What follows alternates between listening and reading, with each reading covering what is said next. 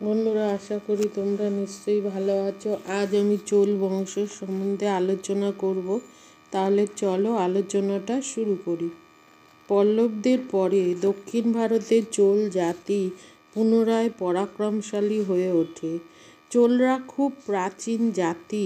মধ্যযুগে সুদূর দক্ষিণে চোল, কেরল ও পাণ্ড্য রাজ্য তিনটি শক্তিশালী ছিল।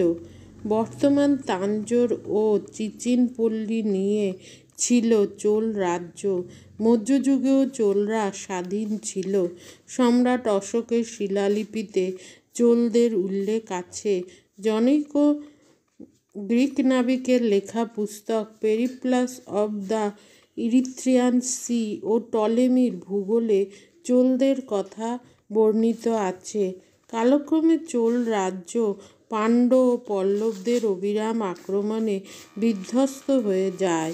হিউয়েন সাং যখন দাক্ষিণাত্য পরিভ্রমণে যান তখন চোল রাজ্যের ধ্বংসাবশেষ দেখেন, কিন্তু চোল রাজারা নবম শতকের মাঝামাঝি থেকে ক্রমশ শক্তিশালী হয়। চোল বংশের রাজা বিজয়ালয় তাঞ্জোরনগর দখল করে পল্লব রাজাদের অধীনে এক রাজ্য স্থাপন করেন। তার পুত্র প্রথম আদিত্য 880 থেকে 900 খ্রিস্টাব্দ শেষ পল্লব রাজাকে পরাজিত করে স্বাধীন রাজ্যের ভিত্তি রচনা করেন। তিনি পশ্চিমে গাঙ্গেয়দেরও পরাজিত করেন। তার সময়ে চোল রাজ্য উত্তরে মাদ্রাজ থেকে দক্ষিণে কাবেরী নদী পর্যন্ত বিস্তৃত ছিল। আদিত্যের পুত্র প্রথম পরন্তক 907 থেকে 953 খ্রিস্টাব্দ পর্যন্ত রাজত্ব করেছিলেন। পাণ্ড্য রাজ্য অধিকার করে সিংহল আক্রমণ করেন, কিন্তু ব্যর্থ হন। তিনি তার রাজ্য সীমানা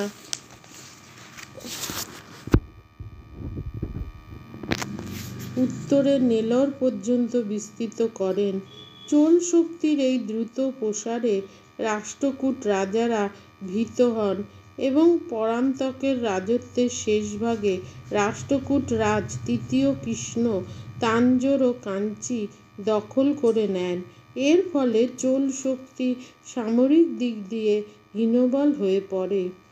প্রথম রাজরাজি, যিনি 985 থেকে 1016 খ্রিস্টাব্দ পর্যন্ত রাজত্ব করেন, তিনি চোল বংশের গৌরব পুনরুদ্ধার করেন। তিনি এই বংশকে দক্ষিণ ভারতের অধিপতি করে তোলেন। তার 30 বছর শাসনকালকে চোল রাজ্যের গঠনকাল বলে মনে করা হয়। তিনি সিংহলের বর্তমান শ্রীলঙ্কা রাজধানী অনুরাধাপুর দখল করেন। তার ইচ্ছা ছিল সমগ্র সিংহল জয় করা। তার সিংহল জয়ের ঘটনাকে স্মরণীয় করার জন্য নতুন রাজধানী পেলিন্নরুবতে একাধিক পাথরের শিবমন্দির নির্মাণ করেন। উড়িষ্যার গঙ্গরাজ্যের উপরও তিনি তার অধিকার স্থাপন করেন। তিনি কল্যাণের চালুক্য ও বেঙ্গির চালুক্যদের সঙ্গে যুদ্ধ করেন। বেঙ্গির চালুক্যরাজ তার বশ্যতা স্বীকার করতে বাধ্য হন। কথিত আছে তিনি কলিঙ্গ রাজ্যটিও তার অধিকারে আনেন। তার শেষ উল্লেখযোগ্য সামরিক অভিযান ছিল মালদ্বীপ জয়। মালদ্বীপ ছিল আরব বাণিজ্যের কেন্দ্র। সিংহল, করমণ্ডল উপকূল, মালাবার অঞ্চল এবং সবশেষে মালদ্বীপ জয় করে তিনি দক্ষিণ পূর্ব এশিয়ার দেশগুলির সঙ্গে বাণিজ্যিক আদান প্রদান নিজ নিয়ন্ত্রণে আনতে সক্ষম হন। তিনি কেবলমাত্র বীর যোদ্ধাই ছিলেন না, সাহিত্য ও শিল্পেরও তিনি ছিলেন অকৃত্রিম পৃষ্ঠপোষক। তার রাজত্বকালেই তাঞ্জোরে বিখ্যাত রাজরাজেশ্বরের মন্দির নির্মাণ হয়। রাজরাজের উপযুক্ত পুত্র উত্তরাধিকারী প্রথম রাজেন্দ্র চোল 1016 থেকে 1044 খ্রিস্টাব্দ পর্যন্ত রাজত্ব করেন। তিনি ছিলেন এই বংশের সর্বশ্রেষ্ঠ রাজা। তিনি চোল শক্তিকে ক্ষমতার সর্বোচ্চ শিখরে স্থাপন করেন। প্রথমেই তিনি সিংহল দ্বীপ সম্পূর্ণভাবে জয় করে চোল সাম্রাজ্যের একটি প্রদেশে পরিণত করেন। 50 বছরের অধিককাল শ্রীলঙ্কা চোল সাম্রাজ্যের অধীন ছিল। এর ফলে শ্রীলঙ্কার বর্তমান জনসংখ্যার একটি অংশ তামিল রয়ে গেছে। এর পর রাজেন্দ্র দিগ্বিজয়ে বের হন এবং তার সেনাবাহিনী পরপর পাণ্ড্য ও কেরল রাজ্য জয় করেন। তিনি পাণ্ড্য ও কেরল রাজ্য দুটি একত্রিত করে একটি প্রদেশে পরিণত করেন। মাদুরা হলো এই নতুন প্রদেশের রাজধানী। একজন রাজকুমার এই প্রদেশের রাজপ্রতিনিধি নিযুক্ত হন। এরপর পশ্চিম চালুক্যদের বিরুদ্ধে তিনি সংগ্রামে অবতীর্ণ হন। তিনি বেঙ্গি দখল করেন, কিন্তু সমগ্র পশ্চিম চালুক্য রাজ্য দখল না করে কলিঙ্গের পূর্ব গঙ্গবংশীয় শাসকের বিরুদ্ধে অগ্রসর হন। কলিঙ্গ অতিক্রম করে তিনি বঙ্গদেশ আক্রমণ করেন। চোল সেনাবাহিনী গঙ্গা নদী অতিক্রম করে বাংলার পালরাজ মহীপাল, পূর্ব বাংলার গোবিন্দচন্দ্র এবং দক্ষিণ পশ্চিম বাংলায় রণসুরকে পরাজিত করে। 1022 খ্রিস্টাব্দে এই ঘটনা ঘটেছিল, তবে উত্তর ভারতে তিনি আধিপত্য বজায় রাখেননি। গঙ্গার তটভূমি পর্যন্ত তার বিজয় অভিযান চিরস্মরণীয় করবার জন্য তিনি গঙ্গাইকোন্ড উপাধি গ্রহণ করেন এবং তিরুচিরাপল্লীতে গঙ্গাইকোন্ডি চোলপুরম নামে এক নতুন রাজধানী স্থাপন করেন। শৈলেন্দ্র সাম্রাজ্যের বিরুদ্ধে নৌ অভিযান প্রথম রাজেন্দ্রের উল্লেখযোগ্য কীর্তি। মালয় উপদ্বীপ, সুমাত্রা, জাভা ও অন্যান্য দ্বীপগুলি এই সাম্রাজ্যের অন্তর্গত ছিল। এই সাম্রাজ্য ভারত ও চীনের মধ্যে সমুদ্রপথ নিয়ন্ত্রণ করত। শৈলেন্দ্র বংশীয় রাজাদের সঙ্গে চোল রাজাদের প্রীতির সম্পর্ক গড়ে ওঠে। ইতিমধ্যে চীনের সঙ্গে চোল সাম্রাজ্যের সম্পর্ক নিবিড় হয়।